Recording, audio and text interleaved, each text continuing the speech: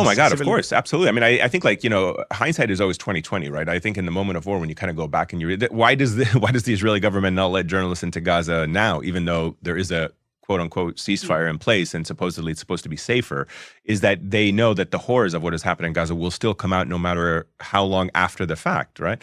And so I think in 1991, yes, I was drawn to not the spectacle of war, but what the war was creating as a dynamic in the region that people were talking about. Yes. So the through line was watching that on your screen and then living the debate in Jordan, right? Yes. I wasn't living in America, I was living in Jordan. So I was seeing the protests. That's interesting. I was seeing the protests that were taking place in Amman. I was seeing like some of the conversations that were happening on student campuses. That kind of robust debate, even within my family, is what made me say, wow, there is a real power between being able to see what is happening and trying to kind of talk about it.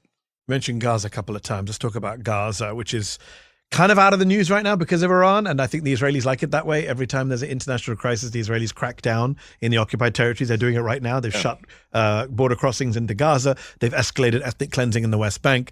You lived in Gaza. How long did you live in Gaza? I lived there 2 years. But I was going back and forth for close to 20 years. So, I mean, what was it like the 2 years you lived there? It was during the war, the first war, Operation Cast Lead. So it was defined by a very difficult period of actually surviving a war and covering it.